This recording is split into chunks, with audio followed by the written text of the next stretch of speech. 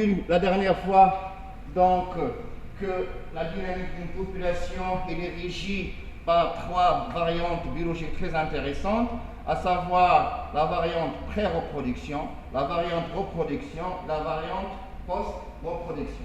À ces différentes variantes correspond normalement une âge bien particulière, une structure d'âge bien particulière. Vous êtes effectivement, donc, la question qui se pose, c'est en fait comment déterminer l'âge des individus d'une population animale.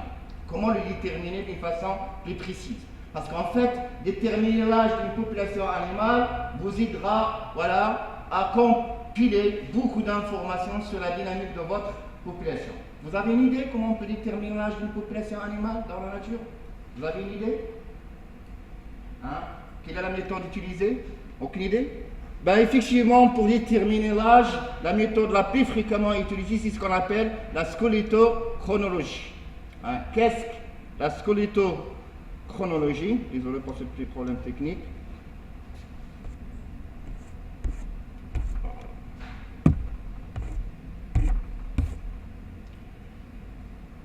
Comme je viens de le dire, donc chez les vertébrés, d'une façon générale surtout, donc la méthode le plus couramment utilisée pour la détermination de l'âge, c'est ce qu'on appelle donc la scolétochronologie. Qu'est-ce que c'est? Qu'est-ce que c'est? Si vous décomposez le mot en deux, qu'est-ce que vous avez? Scoléto et chronologie. C'est quoi? Ça veut dire scoléto, ça veut dire quelque chose. Scoléto, c'est squelette, c'est l'os. Ok? Et chronologie, c'est le temps.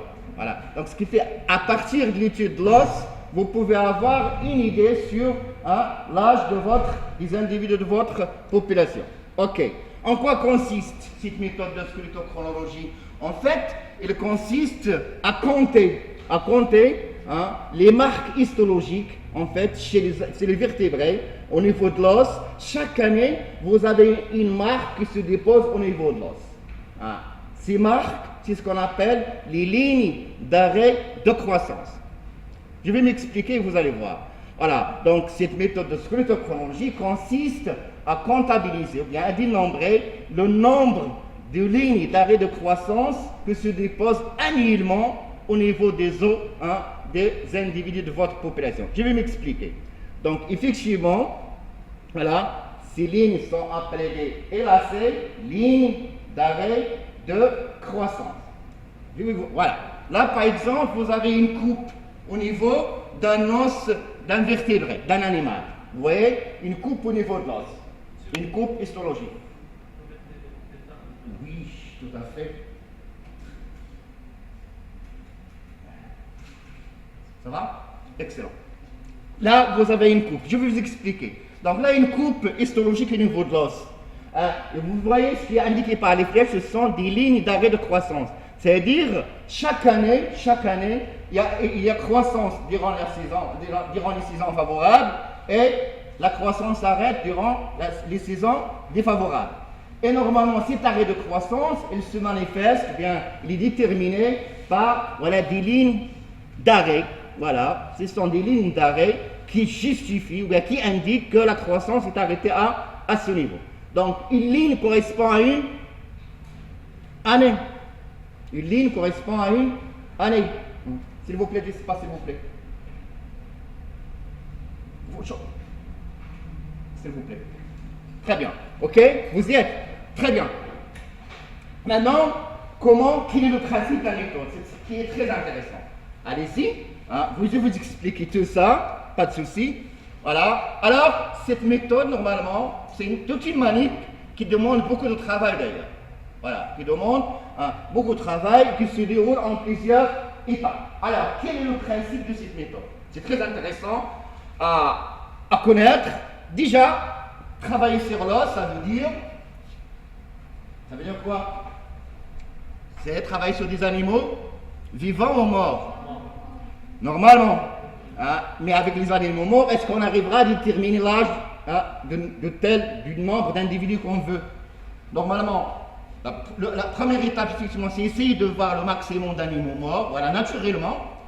Sinon, sur les animaux vivants, on peut couper tout un petit morceau au niveau des doigts, bien au niveau des phalanges, au niveau des phalanges. On verra ça. Effectivement, donc le premier cas, comme vous avez dit, il est préférable donc d'utiliser les animaux morts, rencontrer les cadavres, donc trouvés morts sur le terrain. C'est ça. Comme ça, un animal devra être optimisé, quel que soit mort ou vivant.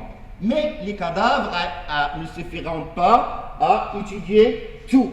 C'est pourquoi aussi on procède à couper, voilà, prélèvement des échantillons au niveau des doigts. On coupe un petit morceau d'os, et je vous montrerai comment à partir de ce petit morceau d'os, on arrivera à déterminer l'âge. Vous allez voir. Donc alors, la première étape, voilà, c'est avoir de l'os, soit sur des animaux morts, soit sur des animaux vivants. Ok? Très bien. Une fois votre os est là, donc vous avez votre échantillon d'os, hein, au niveau de l'orteil bien du doigt, vous avez à le fixer. Hein. La première étape, c'est ce qu'on appelle la fixation. Cette fixation se fait à l'alcool 70. Donc votre échantillon, voilà, d'orteil ou bien de phalange ou bien de cadavre, vous le mettez, vous le conservez dans de l'alcool à 70. Voilà. Ok? Très bien. Voilà. Ben là, vous pouvez le garder ce que vous voulez. Tant qu'il est dans l'alcool absolu, au moins l'alcool 70, vous pouvez le conserver tant que vous voulez. 1 année, 2 années, 3 années, sans problème, il est toujours utilisable. Très bien. Après la fixation, vous voulez maintenant entamer votre manip, effectivement. Il fallait, vous avez de l'os. Autour de l'os, qu'est-ce qu'il y a autour de l'os? Il y a? Qu'est-ce qu'il y a autour de l'os? Il y a de la chair. Vous y êtes? Vous, ce que vous intéresse, c'est l'os. Donc la deuxième étape après la fixation, il fallait donc décharner l'os de sa chair. C'est-à-dire, à l'aide d'une pince, vous essayez de décharner, c'est-à-dire prélever, écarter, éliminer toute la chair bien, voilà, qui entoure votre os. Ça va? C'est ce qu'on appelle le décharnement. Décharnement des phalanges sous la loupe binoculaire, parce qu'en fait, c'est seulement une petite partie, voilà, vous travaillez sur la bino, effectivement. Donc, la peau des phalanges est donc décharnée, est écartée d'une façon manuelle. Voilà, vous prenez votre échantillon et vous essayez d'écarter, voilà, la peau qui entoure l'os. Ça va? Parce que vous, ce que vous voulez travailler sur l'os, carrément. Très bien.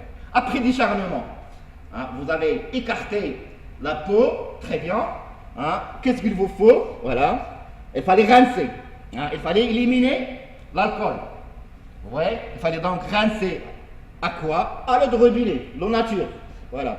Rinçage, les échantillons sont ensuite rincés à l'eau courante pendant 20 minutes à peu près. Pourquoi le but? C'est quoi le but du rinçage? C'est éliminer l'alcool. Maintenant, vous avez que l'os. L'os.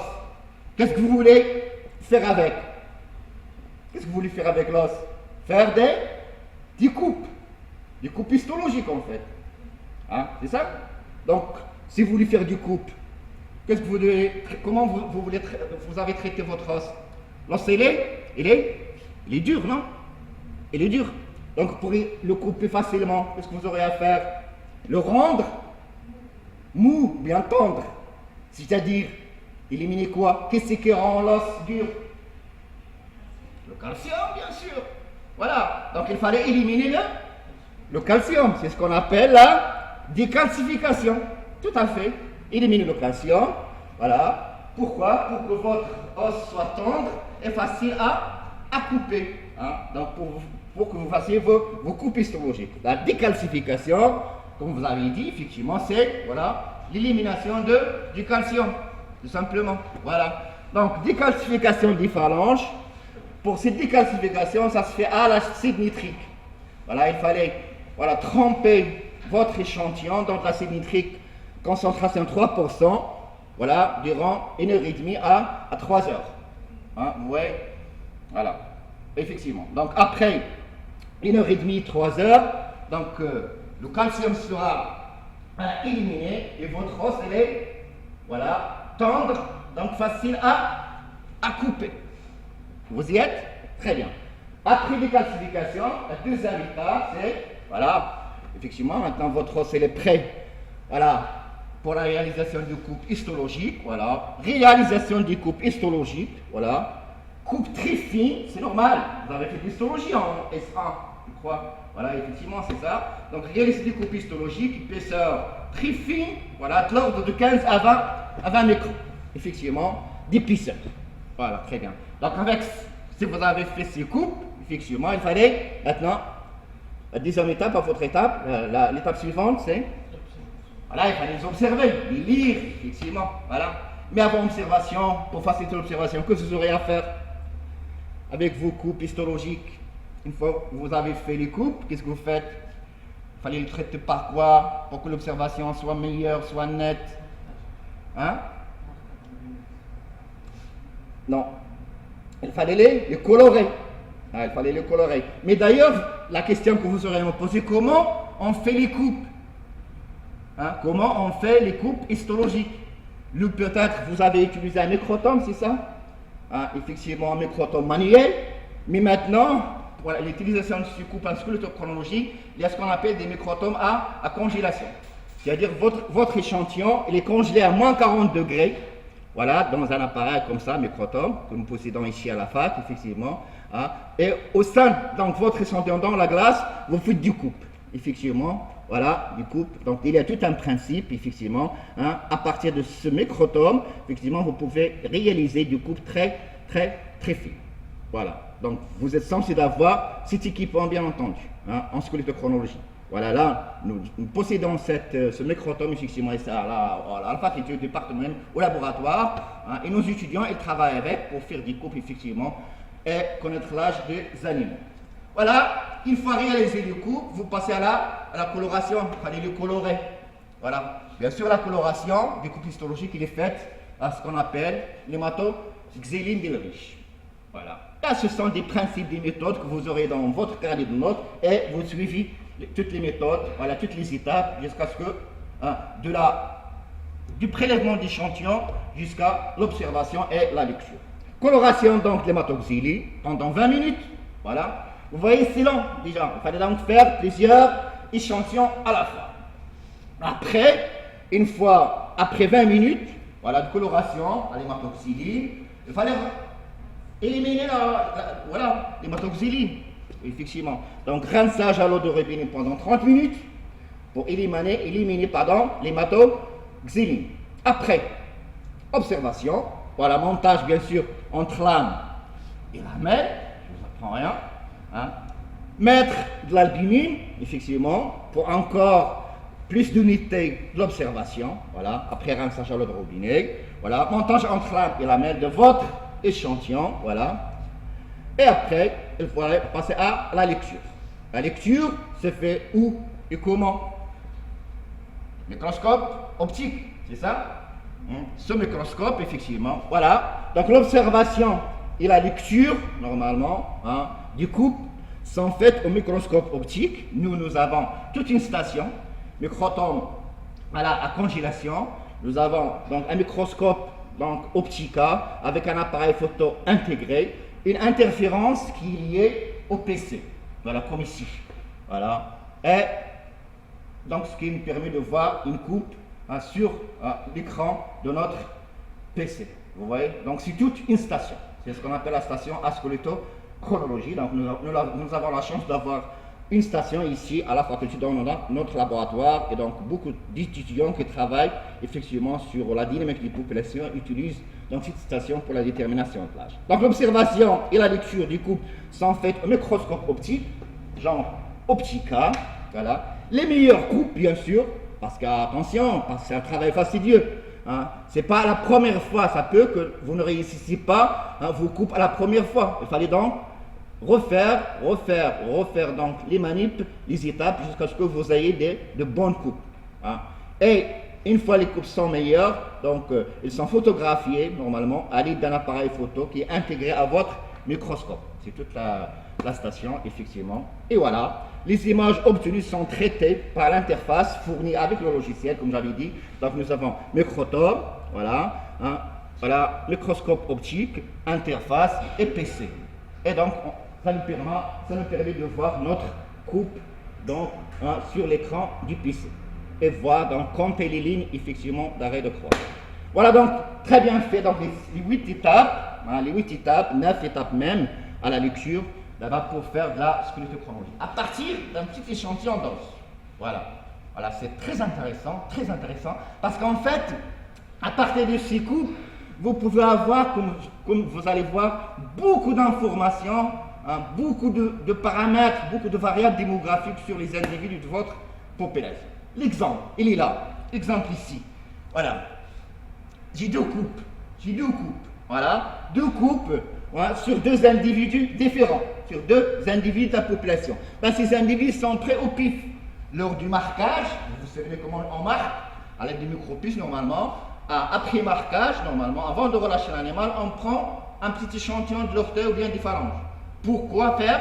Pour les analyses génétiques et pour la squelettochronologie. Puis voilà, puis on relâche, on libère l'animal, l'endroit exact de sa capture et on fait le suivi à chaque fois. Très bien, ok? Voilà, donc une fois au laboratoire, normalement, on passe à notre manip de squelettochronologie. Nous avons toute la station. Très bien. Après, donc, l'inaffectable, voilà ce qu'on obtient comme résultat. Là, vous avez, donc voilà, les coupes réalisées, photographiées au niveau de deux individus. Alors, qu'est-ce que vous pouvez lire sur ces deux coupes? Qu'est-ce que vous pouvez lire? Sachant que chaque ligne, là, les flèches, il indique ligne d'arrêt de croissance. Arrêt de croissance. La croissance s'arrête. Après, ça reprend l'année suivante. Autrement dit, chaque ligne d'arrêt de croissance correspond à quoi? Correspond à un cycle, une année. Ouais, voilà. Donc là, par exemple, au centre, CM, c'est quoi? CM, c'est la cavité médullaire. Ça correspond à l'état embryonnaire. Donc après, la première ligne que se dépose. Donc les naissances, généralement, les éclosions, bien les mispas, c'est au printemps. Voilà. Donc, après le printemps, vous avez quoi? Vous avez l'été, après l'été, l'automne, l'hiver. Donc, les deux saisons favorables, c'est le printemps-été, après, automne, hiver. Là, la croissance s'arrête durant les saisons froides. Voilà, vous voyez. Donc là, la première ligne, voilà, ça correspond à quoi? À la première année. Donc là, l'animal, il est en hiver, il fait froid, voilà, la croissance s'arrête et l'animal s'active. La première ligne qui se dépose. Voilà. Au printemps suivant, au retour des conditions favorables, voilà, l'animal reprend son activité. Voilà, il se nourrit, voilà, métabolisme, énergie, croissance. À la fin de la saison favorable, deuxième ligne qui s'oppose, etc., etc. Ça va? Voilà. Donc là, vous avez 4 lignes d'arrêt, ça correspond à quel donc votre animal, il a quel âge? 4 ans. Ouais. Donc là, c'est un jeune individu. Un jeune individu de 4 ans. Voilà. Très bien. Je passe à la coupe suivante. La deuxième coupe, c'est très intéressant. Effectivement, vous avez la cavité médullaire. Vous avez au début, comme pour la première coupe, les lignes sont espacées. Mais à un certain moment, vous voyez que les lignes d'arrêt deviennent serrées. Ça veut dire quoi? C'est quoi la différence là et là? Ici, par exemple, durant les 4 ans, hein, les lignes d'arrêt sont espacées. Ça veut dire quoi? La croissance est rapide. La croissance, elle est rapide. Ça correspond à quelle variante biologique? Quelle variante biologique? C'est la période? Est-ce que l'animal est adulte à cet âge? Non, c'est la période pré-reproduction. C'est-à-dire, c'est quelle période? C'est la période jeune des animaux, voilà. À quoi est consacrée cette période? C'est à la croissance. Vous voyez? Voilà. C'est pourquoi, effectivement, les lignes d'arrêt sont espacées, parce qu'en fait, l'animal, il est en plein croissance. Mais cet espacement, il est encore variable d'une année à l'autre. Il traduit quoi, à votre avis? Donc, la première information, déjà, que pourrait vous fournir la lecture d'une coupe histologique, c'est la croissance. Est-ce qu'il est rapide ou lente? Si une croissance est rapide et une croissance est lente, il est dû à quoi? Par exemple, là, la croissance, cet espace, elle est moins courte que celle-là. De la première année à la deuxième année, de la deuxième année à la troisième année, de la troisième année à la quatrième année. L'espace est plus large. À quel niveau? Entre la deuxième et la troisième année. Ça veut dire quoi? Excellent. Voilà, ça renseigne ici sur l'année. Est-ce qu'il est belle ou pas? Est-ce qu'il a de la nourriture ou pas? Parce que la croissance, c'est quoi? C'est la nourriture, c'est l'énergie. Hein? Si l'année est belle, si la nourriture est abondante, l'animal n'a qu'à croître. Et par conséquent, donc l'espacement sera plus large. Par contre, si l'année est défavorable, peu de nourriture, la croissance sera lente. Et l'espacement entre les années sera donc étroite. Ça va? La deuxième information, ça renseigne sur les conditions de l'environnement.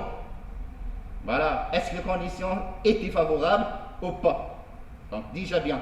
Ok, très bien. La deuxième figure. Hein, voilà. Là, donc, c'est 4 ans, c'est un jeune individu. Très bien. Individu jeune, âgé de 4 ans. C'est excellent. Voilà. La première année, vous avez, donc là, l'autre information, vous allez dire que la troisième année est plus favorable que les années 1 et 2 et 4. Là, c'est sur la coupe, effectivement. Qu'est-ce qui traduit ça? C'est la distance entre les lignes d'arrêt de croissance, c'est-à-dire la croissance est rapide ou pas. Ok. Là, l'autre figure, qu'est-ce que vous pouvez lire? Après les 4 années, voilà, où la croissance est plus ou moins rapide, voilà, les lignes deviennent de plus en plus serrées. Ça veut dire quoi? Voilà, arrêt ou au moins ralentissement. Ouais, arrêt ou effectivement ralentissement. Si la croissance s'arrête, ça veut dire quoi? Si la croissance est ralentie, devient de plus en plus faible, voilà, c'est la croissance diminue. Pardon? Très bien, c'est ça, effectivement. Si la croissance diminue, hein, c'est-à-dire si les lignes deviennent de plus en plus serrées, ça veut dire que l'individu, il est devenu adulte. Donc là, quelle variable, quelle information vous auriez? C'est l'âge de la maturité sexuelle. Voilà. Si l'arrêt de croissance s'arrête, voilà, ça veut dire que l'animal, il est mature sexuellement. Voilà. Là, effectivement, après la 4e ligne sur la figure, la 5e, la 6e, la 7e, c'est serré. Donc là, acquisition de la maturité sexuelle à l'âge de 7 ans. Voilà l'autre information. L'âge à la maturité sexuelle. Très bien. Après 7, les lignes deviennent vraiment de plus en plus serrées. Parfois, on n'arrive même pas à les lire. Donc, si les lignes d'arrêt deviennent vraiment serrées, parfois on n'arrive pas à les lire. Ça veut dire quoi? Plus serré, ça veut dire que la croissance s'arrête jusqu'à s'annuler. Si la croissance s'annule, donc l'animal, il est vieux peut-être, c'est la mort. Donc là, on peut avoir la dernière ligne, qu'on arrivera à lire, correspondant à quoi? La longévité, la durée de vie de l'animal. Vous voyez? Donc là, vous pouvez avoir une idée aussi sur la longévité. Vous voyez qu'à partir d'une coupe, voilà, histologique, vous pouvez avoir beaucoup d'informations donc démographiques sur votre animal. Ok? Voilà, ce sont des coupes que nous avons fait nous-mêmes. C'est dans le cadre d'un master, d'un doctorat. Donc voilà, on essaye donc de valoriser nos données effectivement, voilà, en vous les exposant ici. Donc là, ce sont des données qui ont été obtenues dans le cadre de la préparation, voilà, d'un master, puis d'une thèse de doctorat effectivement. Voilà, cette technique donc permet d'estimer d'une façon générale plusieurs paramètres démographiques, notamment la vitesse de croissance, voilà, comme j'avais dit, la maturité sexuelle, à quel âge l'animal est devenu mature, effectivement, et la longévité, la durée de vie. Mais aussi, vous pouvez avoir une idée sur, voilà, l'état de l'année, les conditions environnementales. Est-ce que l'année est belle ou pas? Si les lignes sont espacées, ça veut dire que, voilà, croissance, voilà, importante, beaucoup de nourriture, abondance des proies, l'année est belle. Sinon, si c'est vraiment rétréci, les conditions sont différentes. Pas de pluie, voilà, proies peu abondantes, voire absentes, donc la croissance, elle est faible. Voilà, c'est très intéressant effectivement. Voilà, cette pratique, donc, c'est l'équivalent chez les arbres. C'est les arbres. Lorsque vous faites une coupe d'un tronc, vous avez qu'on appelle des cernes. Voilà. Et ces cernes, effectivement, c'est comme, voilà, c'est ce qu'on appelle la dendrochronologie. Ça reflète, voilà, c'est l'équivalent. La dendrochronologie, c'est l'équivalent de la squelettochronologie chez les animaux. Quoique la dendro chez les végétaux et la squeletto chez les animaux. Voilà, c'est en faisant une coupe du tronc d'un arbre, voilà, vous pouvez avoir plusieurs cernes et la lecture de ces cernes, leur nom correspond à l'âge de l'arbre.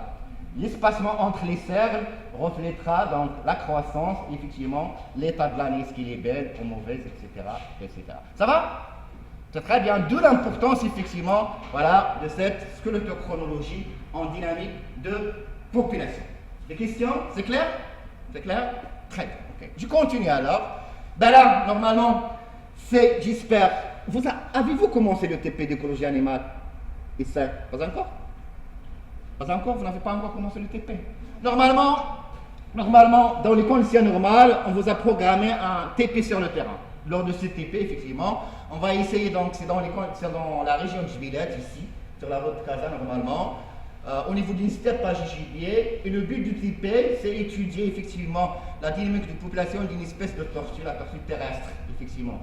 Donc, on va voir comment on va faire cette année. Peut-être si on n'arrivera pas à sortir sur le terrain, on essaiera donc de faire le TP effectivement en salle. Voilà, on essayera donc de recréer effectivement toutes les données sur le terrain en salle et vous montrer comment estimer effectivement l'âge de ces tortues terrestres. Là, c'est une femelle adulte, effectivement. Et là, si les tortues, on n'a pas besoin de faire des coupes histologiques. Pourquoi?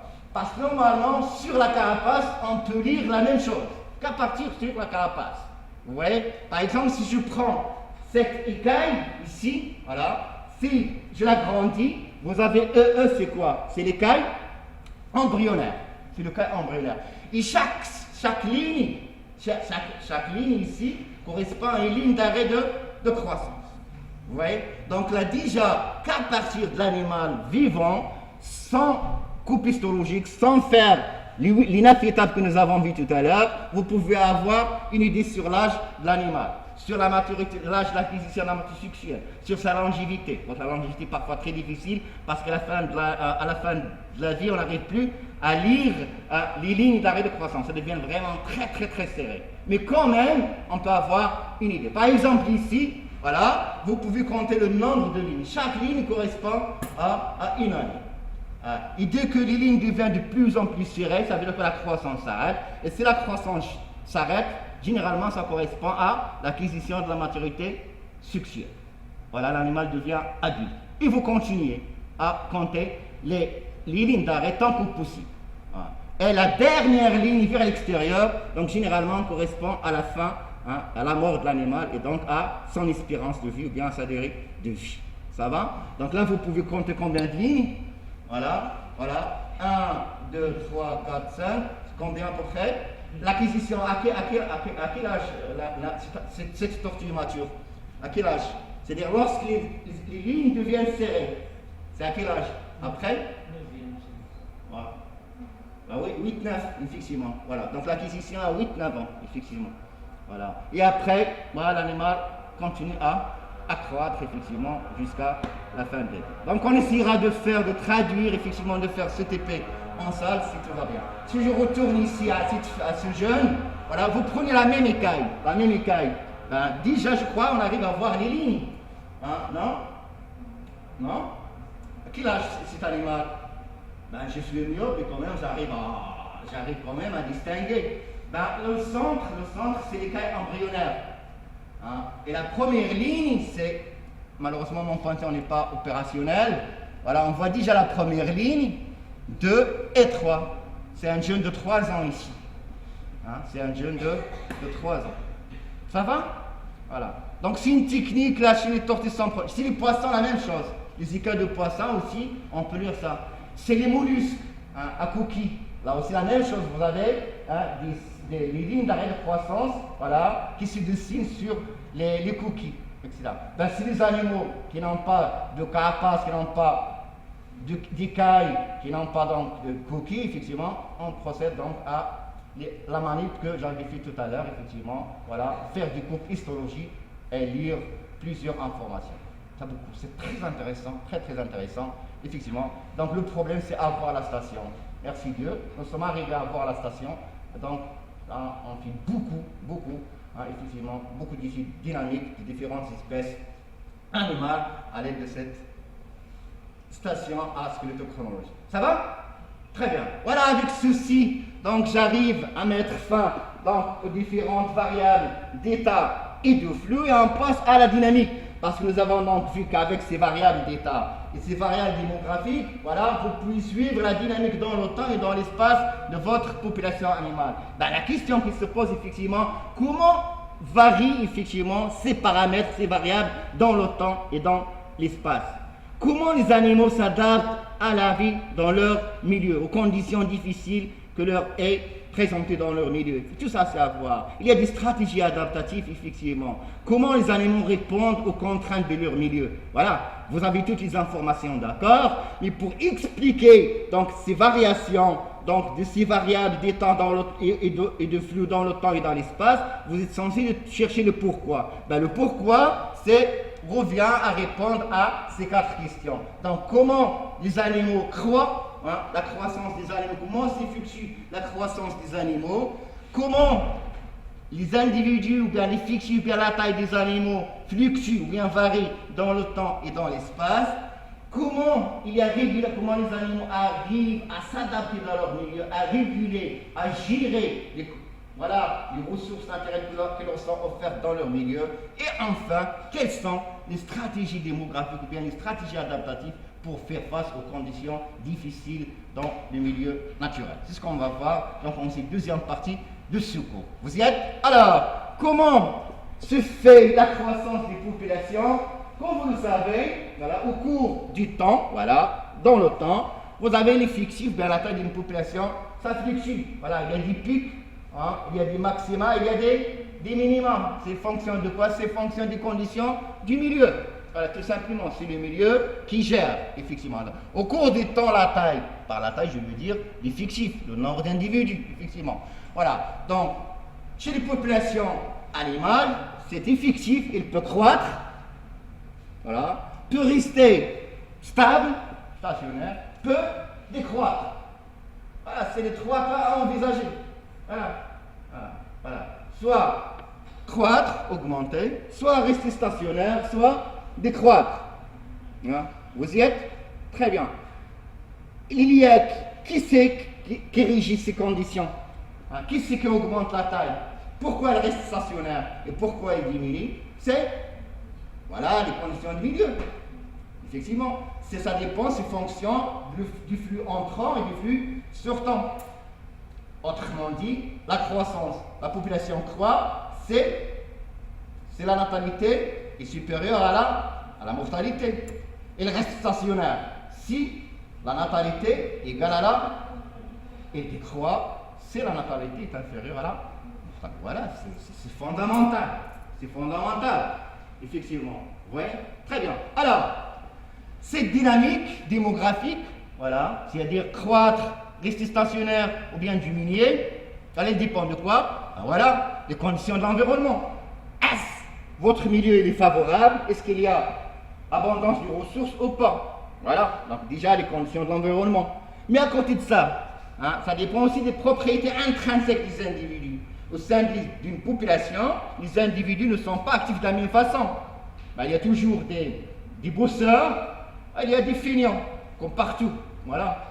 Même dans la nature, effectivement, au sein d'une population animale, il y a des animaux qui sont actifs, il y a qui sont moyennement actifs, et il y en a qui sont vraiment pas du tout actifs, pour diverses raisons. Voilà, c'est le rôle, effectivement, à déterminer. Donc, ça dépend et des conditions de l'environnement, mais aussi, voilà, les propriétés propres, intrinsèques, c'est des propres à chaque individu de votre population. On va voir ça. Voilà. Cette croissance démographique, il désigne quoi? Supposons que votre population croît maintenant. Voilà, ici, supposons que la natalité est supérieure à la mortalité. Donc cette croissance, il traduit quoi? La croissance démographique, en fait, il disait l'augmentation dans le temps des fictifs. Je n'ai rien dit, c'est normal. Voilà, c'est la croissance de la taille, ou bien des fictifs.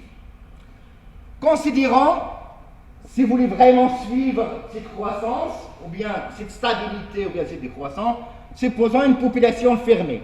Ça veut dire quoi une population fermée? Excellent. Voilà. Une population fermée, ça veut dire pas d'échange avec les populations voisines. Pas d'immigration ni immigration. Les deux variables qui assurent la croissance ou bien la variation sont la natalité et la mortalité. Voilà. C'est pas possible dans la nature d'ailleurs. Mais voilà, dans les conditions artificielles, très bien. Supposons maintenant une population fermée. Vous allez voir à quoi je vais revenir. Supposons une population fermée. Voilà, donc l'effectif total de la population, voilà, dans ce cas, N est l'effectif total. Ok? C'est ce qu'on cherche, nous. Hein? On cherche le taux de croissance au sein d'une population fermée. Je vous dirai pourquoi. B, c'est birth, natalité. Ok? Hein? Ok? D, voilà, mortalité, date. Ok. Dans ce cas, le taux de croissance est égal à quoi? R est égal à B moins D sur N. Hein? Vous voyez? Donc, voilà, la natalité moins la mortalité sur N. C'est ça. Vous voyez? Donc, sans problème. Voilà, on va faire un petit maths. J'espère que vous aurez encore des souvenirs. Hein? Mais peu importe, l'essentiel pour nous, c'est arriver à la représentation graphique dans telle ou telle condition. Excellent. Donc, jusque-là, c'est très bien. Donc, une population fermée, les deux variables voilà, qui régissent la variation d'effectifs sont la natalité et la mortalité. Dans ce cas, le taux de croissance, soit R, est égal à B moins D sur l'effectif initial. Excellent. CN0, maintenant voilà, CN0 est l'effectif au temps T0. À chaque fois, vous partez d'un temps T0. Voilà. Et vous arrivez à un temps final, TF. Vous voyez? Donc c'est toujours un intervalle. Généralement, une année, c'est un cycle. Très bien. Donc CN0 est l'effectif en temps T0. N, bien sûr, est l'effectif au temps T. Donc juste là, je vous apprends rien. Dans ce cas, R, voilà, le taux de croissance est égal à quoi? N moins N0 sur N T moins T0. Hein? Voilà, effectivement. Hein? Donc là, c'est fondamental. Qu'est-ce qu'on cherche? R, le taux de croissance. Peu importe en tout cas, hein, peu importe, R égale à dn, hein, ce qui est dérivé, c'est que vous dérivez cette équation mathématique, hein, voilà, effectivement, R est égal à dn sur n dt. Ça va? Peu importe les formules mathématiques, ça ne m'intéresse pas. Hein, ben c'est bien si vous avez des souvenirs en maths. Sinon, ce qui nous intéresse, nous, c'est la représentation graphique hein, de l'équation qui traduit le mode de croissance. Nous, on essaiera d'arriver comment évolue voilà, la croissance de notre population. Très bien. Dans ce cas, voilà, si vous dérivez votre équation dn sur dt est égal à Rn. Ok? Très bien. Voilà, on arrête là. Hein, juste pour savoir qu'après, en tout cas, vous avez tout sur la plateforme, hein, s'il vous plaît. Ok, donc dn sur dt est égal à Rn. Voilà.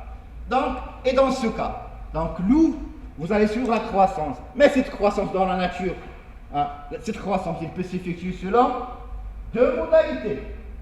C'est-à-dire soit en absence, soit en présence de facteurs. Voilà. Donc là, c'est toujours, est-ce qu'on travaille dans les conditions naturelles ou bien dans les conditions artificielles? Vous avez deux cas, et donc, déjà, on peut avoir une idée sur combien de modalités de croissance on peut avoir.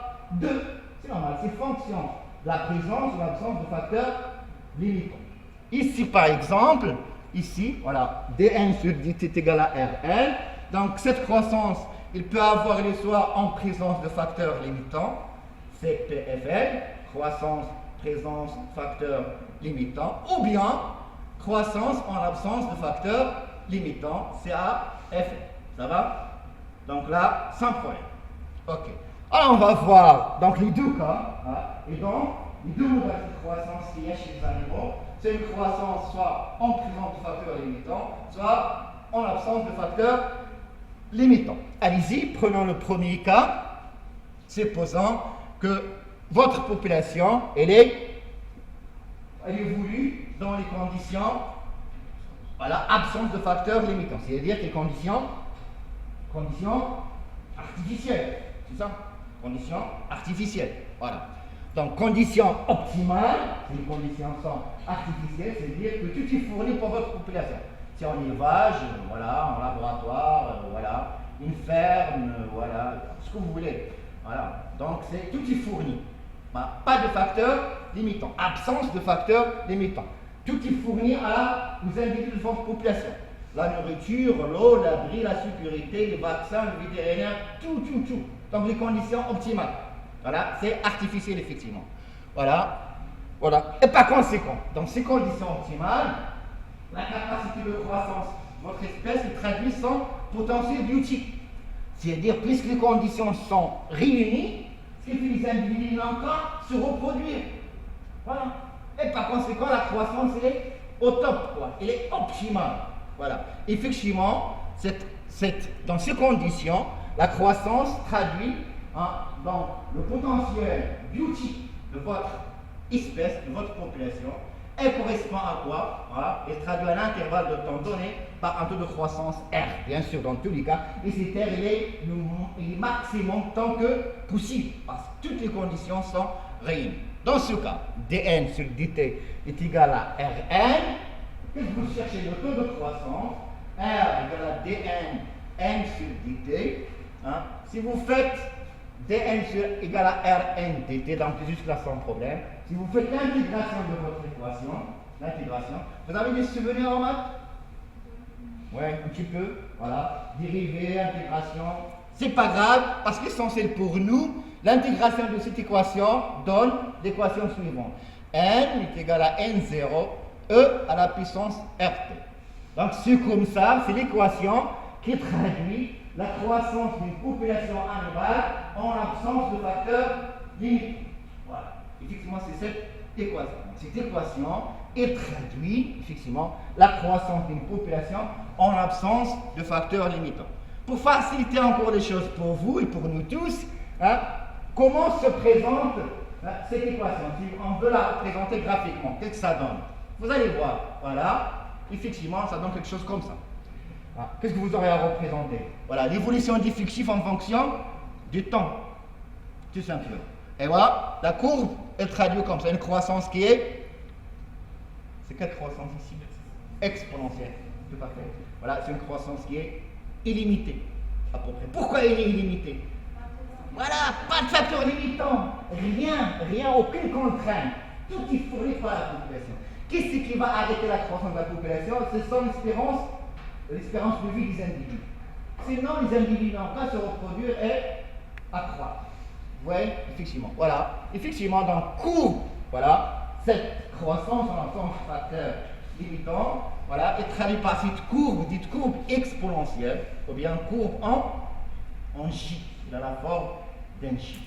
Ça va? Voilà. Est-ce cette croissance, voilà, est normale dans la nature? Si vous pouvez le rencontrer dans la nature? Impossible. Pas de question. Parce que dans la nature, il y a plusieurs contraintes qui peuvent, voilà, s'opposer effectivement et limiter cette croissance optimale. Voilà. Donc, croissance exponentielle. Donc, la première modalité de croissance, le premier type de croissance, c'est une croissance exponentielle. Qui traduit quoi?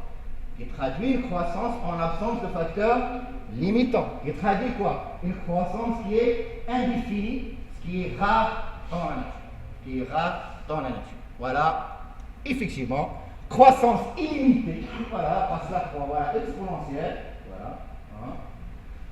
Conditions optimales, tout est fourni par l'homme. Voilà, tout est fourni. Voilà, effectivement, voilà. Pas de limitation alimentaire. Voilà. La nourriture est tout le temps là, L'eau, tout le temps. Les vaccins, la sécurité, pas de prédation, pas de compétition, pas de parasitisme. Voilà. Pas de limitation alimentaire et spatiale. Voilà, à l'abri des prédateurs, parasites, maladies. Voilà, l'homme est là. Voilà. Parce qu'en fait, l'homme, ce qu'il cherche, c'est à avoir le maximum de production, de rendement, effectivement. Voilà. Et les caractéristiques de quelle espèce? Et les caractéristiques, soit des espèces qui colonisent pour la première fois un milieu vierge, voilà, c'est-à-dire que les ressources sont encore riches, voilà, au début, et peuvent, voilà, simuler cette croissance. Mais avec le temps, avec l'épuisement des ressources, la vie normale reprendra. Donc, les espèces qui colonisent un milieu vierge, ça peut avoir cette croissance. Sinon, c'est cette croissance Il est observé que chez les populations expérimentales, artificielles, en élevage. Vous voyez, voilà. Donc, c'est une croissance qui est rare dans la nature. Pour nous, c'est à écarter. Nous, on fait dans le milieu naturel, on suit les animaux sauvages, cette croissance pour nous, elle est voilà, à écarter. Ce qui nous intéresse, c'est comment les animaux croissent dans les conditions naturelles, c'est-à-dire en présence de facteurs limitants. C'est ce qu'on va voir juste après. Mais juste pour illustrer ce premier type de croissance, bien cette première modalité de croissance, à savoir la croissance en l'absence de facteurs limitants, et donc une croissance exponentielle, voilà. Donc, quelques exemples, voilà, de croissance exponentielle, voilà. Le tube digestif d'un nouveau-né, à la naissance, le bébé, il est exposé à quoi? Quelle est l'infection à laquelle le bébé est exposé? C'est la toux, généralement. Hein? C'est la toux, effectivement. Et pourquoi en fait? Parce qu'au niveau de la gorge du bébé, vous avez des bactéries. C'est normal. Et normalement, une fois qu'on a passé bactéries, la gorge, le tube du bébé, c'est un milieu qui est favorable au début, il est favorable. Et par conséquent, voilà, les bactéries se multiplient rapidement, effectivement, voilà, les santé des bébés, tout le temps ils sont malades, tout le temps, c'est pour ça. Parce qu'en fait, leur tube digestif, la gorge généralement, leur tube digestif de façon générale, s'apprête à l'installation, à la contamination par les bactéries. Au niveau des cadavres, si vous avez des cadavres animaux, des animaux morts, voilà, dans la nature, voilà, les cadavres, c'est la nourriture avec le temps, c'est la contamination par les champignons, voilà, plusieurs microbes, et là vous avez beaucoup, voilà, de populations qui s'installent. Donc là c'est la nourriture, c'est riche en nourriture. Effectivement, toutes les populations, les décomposeurs, les charognards qui s'installent au niveau de ces cadavres, normalement, ils croissent rapidement. Au début, pourquoi? Parce qu'il y a de la nourriture, effectivement, voilà, ou bien les champignons au niveau d'un tronc d'arbre, etc. etc. Donc là, ce sont des exemples, donc c'est le cas des espèces qui colonisent un milieu riche au début. Mais avec le temps, dès qu'il y a épuisement des aliments, voilà, les conditions normales reprennent. Un dernier exemple aussi, chez les végétaux cette fois-ci, voilà, j'espère que vous connaissez cette espèce végétale, le pissenlit, voilà, c'est une espèce qui est envahissante, voilà, dès qu'il s'installe dans un milieu vierge, il se développe rapidement, croissance vraiment rapide. Donc, espèces ayant des grandes capacités de reproduction et de dispersion, c'est le cas de cette plante effectivement herbacée, voilà, introduction dans un champ abandonné, voilà, ça croît rapidement. Un dernier exemple qui illustre ceci et qui ça donne vraiment une croissance, voilà, en J, voilà, effectivement, c'est effectivement le cas d'une population d'éléphants en Afrique du Sud. Normalement, avec le temps, les responsables des forêts en Afrique du Sud, dans la partie, nous avons constaté la diminution de la chute des populations d'éléphants. Effectivement, pour ceci, ils ont créé donc des aires protégées, des réserves, des parcs nationaux, donc pour limiter effectivement donc, le braconnage et la prédation par l'homme des éléphants. Mais avec le temps, ils ont constaté effectivement que ces éléphants, voilà, mis en défense, mis à la protection, effectivement, leur population normalement ça va s'accroître parce qu'ils sont à l'abri. Hein, plus de braconnage, plus de chasseurs, voilà, il y a de la nourriture, etc., etc. Ils ont, voilà, de 1900 à 1980, ils avaient constaté une croissance qui est exponentielle. Mais est-ce qu'ils vont initier cette croissance-là? Parce que si ça continue comme ça, les ressources vont s'épuiser et toute la population va s'effondrer. Donc à un certain moment, dès que cette croissance prend cette allure, qu'est-ce qu'ils ont fait? Voilà, ils ont donc limité, ils ont écarté la production. Vous voyez, donc ils doivent gérer, ils doivent réguler la population. Ils ne vont pas laisser l'effectif augmenter de cette façon. Sinon, si l'effectif augmente, voilà, la population n'aura plus rien à manger. Et toute la population va effondrer. À l'arrivée à un certain moment, lorsque l'équilibre y est, il fallait s'arrêter l'effectif. C'est ce qu'on va voir en deuxième cas, effectivement, comment les animaux arrivent à gérer les conditions que leur offrent dans la nature. Attention, ils gèrent ce qu'ils ont. Attention, comme nous, on gère ce que vous avez entre les mains. Voilà, je fais ça et ça parce que j'ai pas d'argent, j'ai assez. hein, où j'ai pas d'accès, où j'ai pas d'argent, ben, les animaux aussi, ils font de la même sorte. Hein. Ils doivent gérer ce qu'ils ont, hein, qu'est-ce qu'ils leur restent, voilà, dans la nature, dans leur milieu de vie. Ils doivent gérer. Voilà, ben, c'est ce qu'on va voir en deuxième cas, effectivement. Donc, cette croissance exponentielle déjà, voilà, un résumé avant de passer aux deuxième modalité, rare dans la nature. Donc, voilà, attention, exponentielle, c'est rare dans la nature, effectivement. Aucune population ne peut croître d'une façon illimitée. Non, indéfiniment. Non, toute chose a une fin. Toute chose a une fin. Voilà. Les conditions du milieu, qu'ils soient biotiques ou abiotiques, ils limitent le potentiel biotique normalement, en certain nombre. Voilà. Voilà. Vous avez un milieu, dans un milieu, vous avez une population, voilà, qui se multiplie. Ben, s'il se multiplie, c'est-à-dire que les conditions sont favorables. Mais à un certain moment, il fallait gérer. Parce que si la population continue à se multiplier de façon illimitée, voilà, l'effectif va dépasser les ressources. Donc l'équilibre n'est plus. Si vous voulez que la population continue, dès que l'équilibre est atteint, il va y avoir un équilibre, elle va aller s'arrêter. Donc qui c'est qui impose cette condition? C'est le milieu. Là nous avons un amphi, par exemple de 200 étudiants, je peux accepter à entrer, mais dès que les places sont toutes prises, on ne peut plus. Donc l'amphi, il a une capacité. Le milieu matériel aussi, il a une capacité.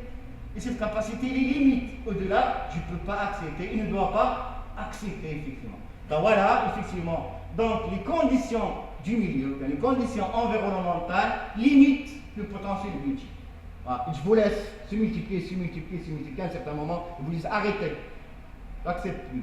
Les ressources qui sont disponibles suffiront à cet effectif, à cette taille de votre population. Et le milieu s'arrête, et donc voilà, la croissance s'arrête effectivement. On va voir ceci. Voilà. Donc le milieu il résiste. C'est ce qu'on appelle la résistance du milieu.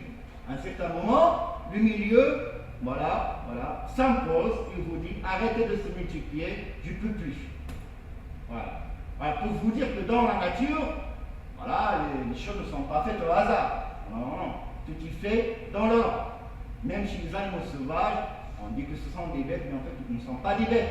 Ils savent ce qu'ils font. Ils gèrent les conditions de leur milieu en fonction de la capacité limite de leur milieu. Voilà. Donc, ceci, les ressources profitent, l'espace, le refuge, toutes les conditions du milieu normalement, toutes les conditions, qu'ils soient biotiques ou abiotiques, voilà, et imposent et interviennent pour imposer tel ou tel effectif de votre population. Voilà, le nombre maximal d'individus d'une population qui peut vivre dans ces conditions, il est limité. Et qui c'est qui limite ceci? C'est le milieu. Et on parle de la capacité limite du milieu. Et à cette capacité limite du milieu correspond un effectif. Voilà, à la taille d'amphi correspond un effectif d'étudiants. Voilà. À un milieu naturel correspond un effectif de la population. Cette capacité limite du milieu correspond à un effectif de la population, et cet effectif, c'est ce qu'on appelle la densité biologiquement supportable. Par qui? Par le milieu. Ça va? Voilà.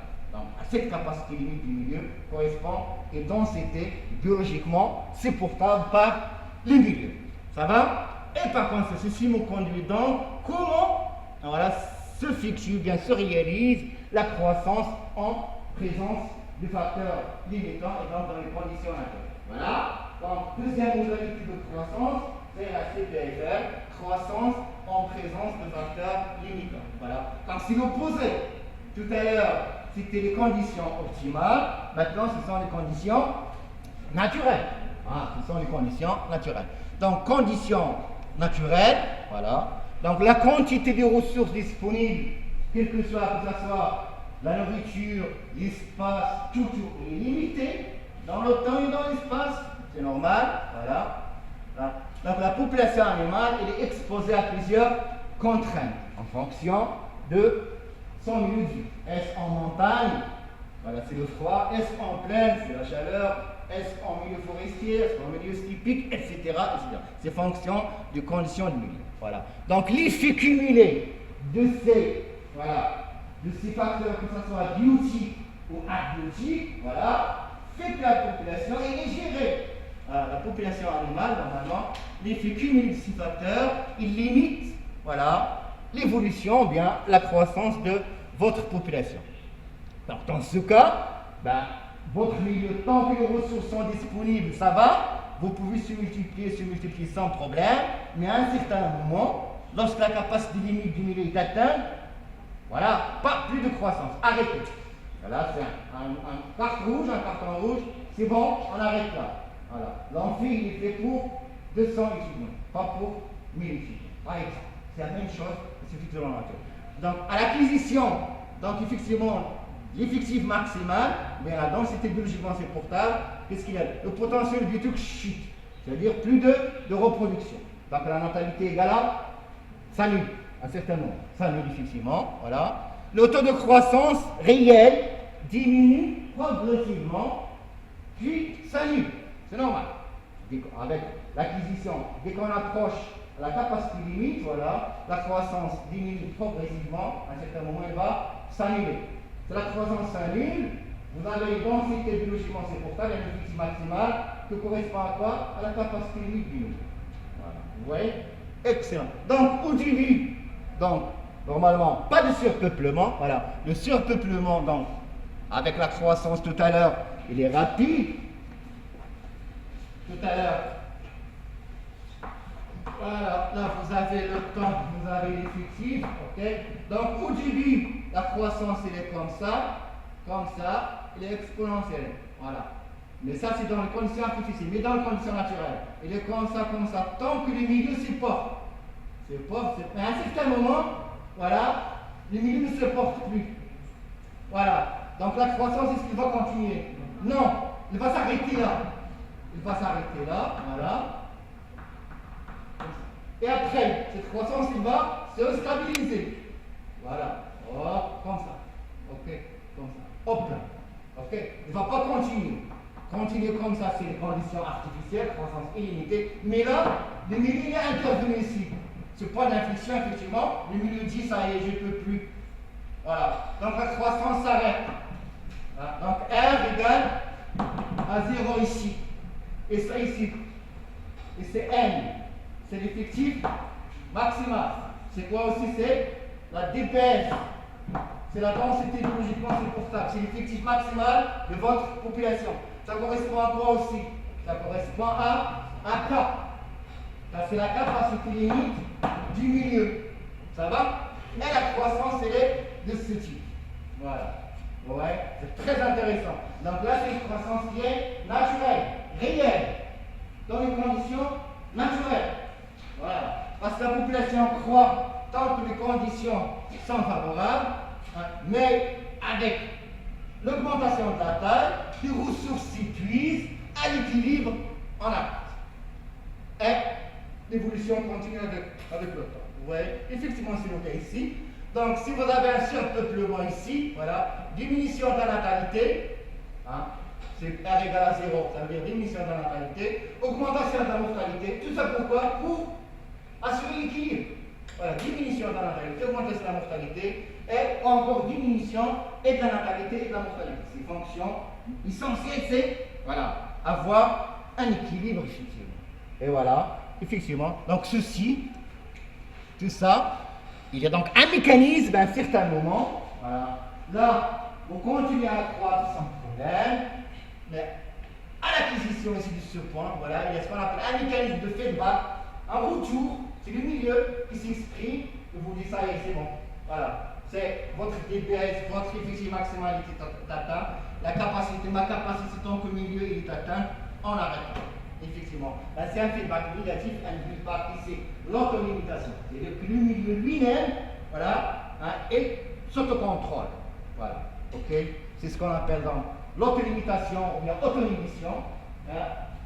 Comment il se traduit? Par une réduction donc, du taux de croissance au fur et à mesure que la densité augmente. Vous voyez? Donc, c'est ce qu'on appelle une régulation dépendante de la densité. Parce qu'avec l'augmentation du nombre d'individus par une surface, voilà, cet arrêt de ce feedback est apparu. C'est ce qu'on appelle donc une régulation dépendante de la densité qui se traduit parfois par le deuxième mode, ou bien la deuxième modalité de croissance, à savoir la croissance en absence de facteur limitant.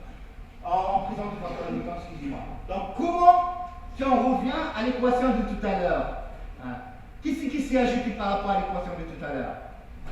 La première équation, en l'absence de facteur limitant, qu'est-ce qui est absent? C'est le milieu, mais ce n'est pas manifesté. Voilà. Mais dans le deuxième cas, le milieu s'est manifesté. Voilà. Revenons à cette équation pour voir comment se présente ce mode de croissance. Voilà. Donc l'équation c'était dn sur dt est égal à Rn. Mais tout à l'heure, nous n'avons pas la résistance du milieu. Parce que voilà les conditions optimales. Mais maintenant, on présente le facteur du milieu. Voilà. Le milieu y est. Et le milieu a résisté. Voilà. Donc cette résistance du milieu se traduit par une correction, par une capacité limite. C'est ce qu'on appelle K. K est la charge de l'outil, ou bien la capacité limite du milieu. Introduisons cette constante dans l'équation, qu'est-ce que ça va donner? Voilà, K.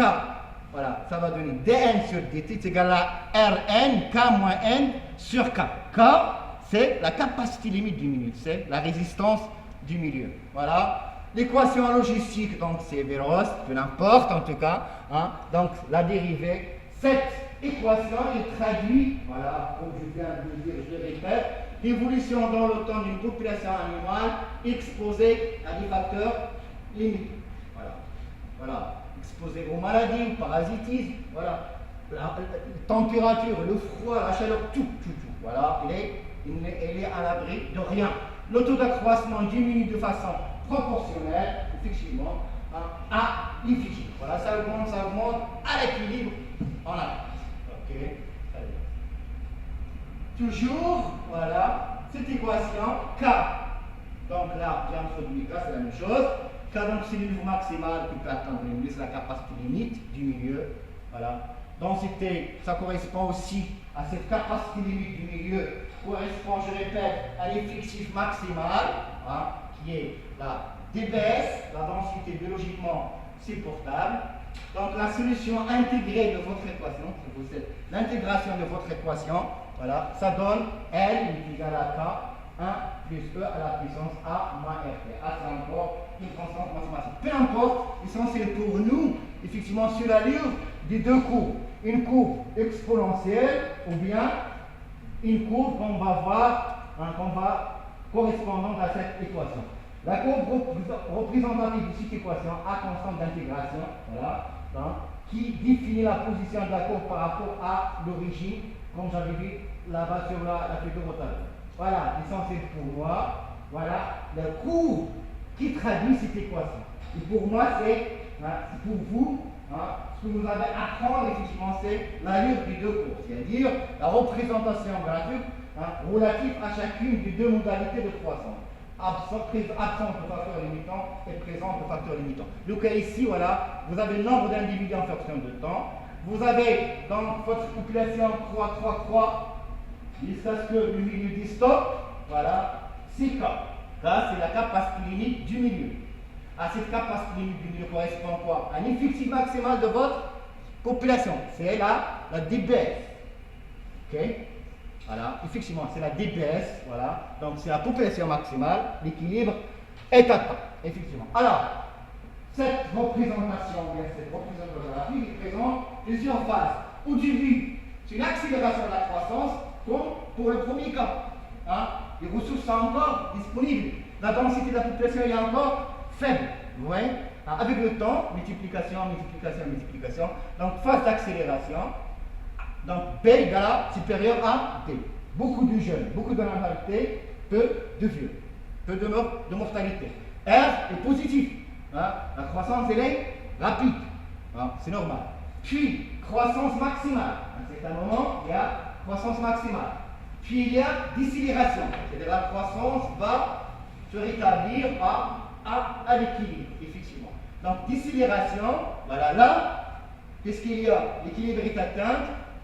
La croissance va diminuer progressivement, R diminue, et dans ce cas, c'est l'équilibre. S'il y a équilibre, ça veut dire qu'il y a autant d'entrées que de sorties. N égale à natalité égale à mortalité, tout simplement, voilà. Donc c'est effectivement B, ça approche de T, effectivement, voilà. Équilibre, R égale à 0, voilà. La plus de croissance, B égale à T. Autant de naissance que de mort, c'est l'équilibre. Voilà. Donc c'est la représentation, si vous voulez, graphique de cette croissance en présence de facteurs limitants. C'est une croissance en...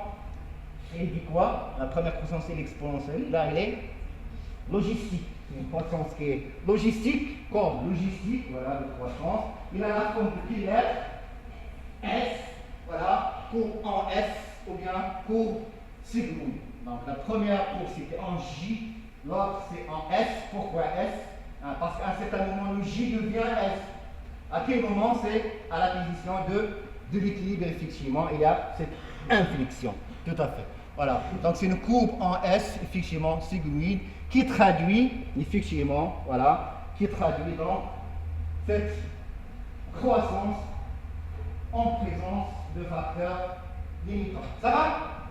Voilà. Donc combien ce que vous aurez à tenir, c'est surtout il y a deux types de croissance chez les populations animales. Deux types de croissance, soit une croissance en absence de facteurs limitants ou bien une croissance en présence de facteurs limitants. Pour nous, naturalistes, qu'est-ce qui nous intéresse? C'est surtout les conditions naturelles, donc une croissance en présence de facteurs limitants. La deuxième croissance, c'est généralement la croissance dans les conditions artificielles, voilà, en laboratoire, voilà, les expérimentations, effectivement. Ça pourrait être très, très intéressant, effectivement. Voilà donc pour ce qui est de ces deux types de croissance, à savoir une croissance en l'absence de facteurs limitants et une croissance en l'absence de facteurs, en présence de facteurs limitants. Ok? Très bien. Voilà. Donc, CPFL, je vais vous donner des exemples comme tout à l'heure. Voilà, exemple de croissance en présence de facteurs limitants, comment se traduit sur le plan pratique. Voilà. Là, par exemple, c'est quoi comme animal? C'est une paramécie, tout à fait. Donc, la croissance des paramécies, effectivement. Là, ce sont des bactéries, donc des paramécies, pardon, des paramécies des ciliés qui se multiplient rapidement, très rapidement, effectivement. Voilà. Et par conséquent, ils suivent une croissance qui est logistique. Vous voyez, effectivement. Voilà. Donc, la croissance d'une population de paramécies dans des. Voilà. C'est en élevage, normalement, hein, en milieu de culture, effectivement. Lorsque le milieu de culture, au début, vous mettez un couple, par exemple, quelques paramécies dans le milieu de culture qui est riche. Ben, les paramécies se multiplient rapidement par sessiparité. Avec la multiplication, voilà, le milieu de culture s'épuise de nourriture. Et bien sûr, la croissance au début, il est exponentielle, mais avec l'épuisement du milieu de culture, voilà, équilibre, et la croissance s'arrête, et la multiplication du paramécie s'arrête. Donc c'est une croissance logistique, effectivement. Voilà. Là aussi, là, notre expérience, effectivement, chez le cas, donc c'est un crustacé, effectivement. Donc là, une croissance qui dépend de la température. Donc là, c'est une croissance d'un crustacé à différentes températures. Vous voyez? Donc à différentes températures. Donc vous avez 33, 24 et 19.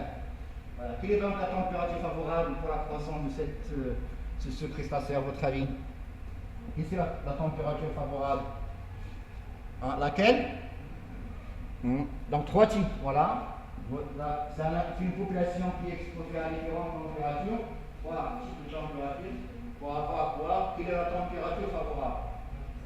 Voilà, c'est 24,8, donc c'est donc la température favorable, effectivement, et une croissance dans les conditions naturelles de votre population. Donc, effectivement, c'est très intéressant, voilà, donc, ce type de croissance, effectivement, donc, pour le suivi des populations naturelles, donc, en milieu sauvage. Ça va?